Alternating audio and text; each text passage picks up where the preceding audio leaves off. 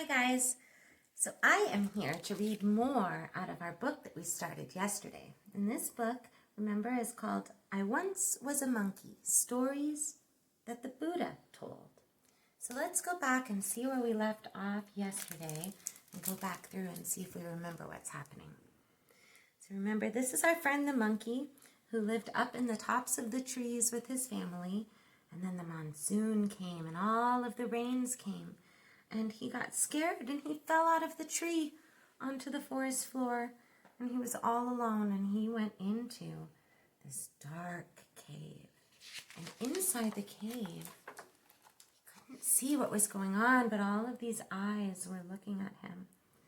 And we come to find that there was a turtle and a lion and a jackal and a dove inside this cave. And they'd been waiting out the rain in the cave. And all of a sudden, the statue started to talk. And she told the monkey that he was welcome to be in the cave until the rain stopped. And he said, I want to tell you a story to pass the time.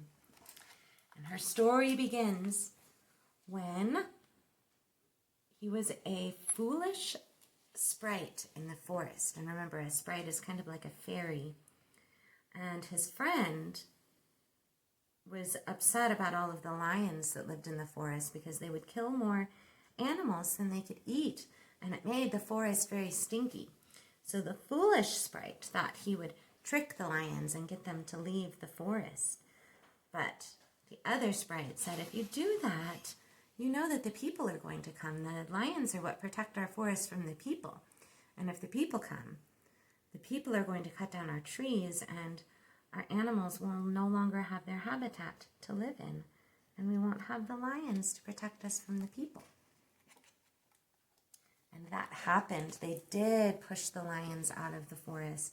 And the people did come and cut the forest down. Now, Buddha is still talking. I remember how sad I felt about the destruction of the forest, said the statue. I wish I had been able to convince my friend that all creatures depend on one another for their existence. Only tolerance of others will bring harmony. The animals in the cave went silent, and outside the heavy monsoon rains continued. Who are you? Who are so wise? Said the white dove. I am Gautama Buddha, the enlightened one, the statue replied. The piles of stone outside used to be my temple, but the men who built it quarreled, and during their wars my temple was destroyed, except for this small sanctuary now hidden by the roots of the trees. Stories are well and good, but I'm hungry, growled the lion. There was someone who was very hungry in one of my past lives, said the Buddha. Listen to this story. The story is called The Deceitful Heron. I was then a willow tree on a hill. On one side of the hill was a small pond, and on the other side a large and clear lake. It was toward the end of summer, and it had not rained for many weeks. The pond was drying up, and the many fish and the one red crab that lived there were crowding one another as they swam in the muddy water. One stiflingly hot day, a black heron flew by, and he noticed the many fish in the shallow pond. Oh, how he wished to eat them all! He went and he stood on one leg in the middle of the water. Curious, the fish approached. What are you doing in our midst, heron? And why are you thinking of making a meal of us? Oh, no, I just feel sorry for all of you in this warm, muddy puddle, when you could be living in the large, cool lake over there, said the heron, gesturing with his beak in the direction of the hill. But how can we know if a lake truly lies beyond that hill? Asked the skeptical fish. I could take one of you to scout the lake first, and then he can come back and he can tell you about it, the heron suggested. The tough old fish volunteered to go with him, and the heron picked up the old fish with his beak. He flew over the hill, and let him drop into the cool water of the lake. The old fish swam under the lotus flower and scouted around the edges of the lake. The bird told the truth. The old fish saw an abundance of food, and he was happy. The heron took him back to the muddy pond to report the good news. After hearing the old fish's description, the whole school decided to move to the lake, just as the heron had expected. The old fish was the first to go, and the crafty heron picked him up with his beak and flew over the hill. But instead of putting him in the lake, he flew straight to me, and he dropped the wriggling fish in a notch between my two branches, and he tore the flesh off the poor creature until only bones were left. And one at a time, the unsuspecting fish from the small pond were carried to me and devoured by the heron. The foot of my trunk gradually disappeared under a heap of bones, and now only the crab was left. "It's your turn to move to the lake," the heron said to the red crab.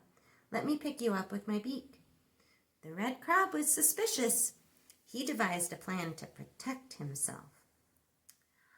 "I am all ready to move, heron," he replied, "but my hard shell will hurt your tongue. Let me hold on to your neck with my claws." "All right, then, let's go," said the heron. And again the greedy bird flew straight to my branches. "Why are we here?" cried the red crab. "I'm going to eat you up," chortled the bird, "just like all of the others."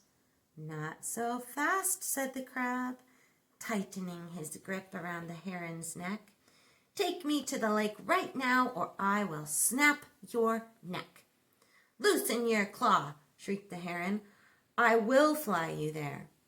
And as soon as they had landed at the lake's edge, the crab squeezed his claws hard on the heron's neck, killing the villain. And then slowly he made his way into the cool water, weeping all of the while for his lost friends.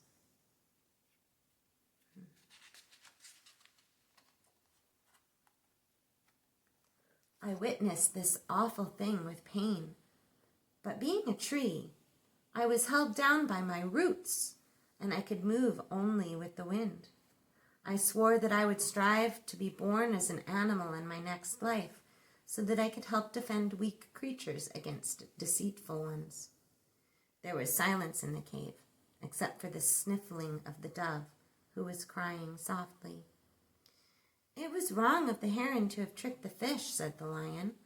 "I would not have acted so dishonestly, even if I was hungry. He deserved his fate." "In life," said the Buddha, "there is no reward for untruthfulness. If you trick others and you are cruel to them, they will behave the same way towards you in the end." "The poor fish," said the turtle with a sigh. "I understand why they wanted to move. I would like to be in that cool lake right now."